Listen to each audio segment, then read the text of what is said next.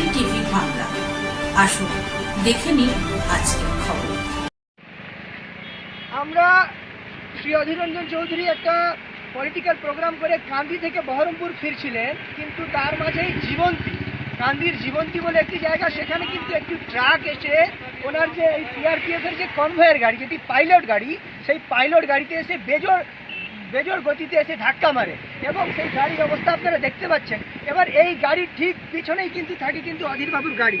এবার এটা একটা বড় সড়ো একটা নিরাপত্তা এটা বিঘ্নিত হওয়ার কারণ ছিল, বা বলা যেতে পারে যে প্রাণে বাঁচলেন শ্রী চৌধুরী, কারণ এই গাড়ির একেবারে পেছনেই কিন্তু ওনার গাড়িটা থাকে।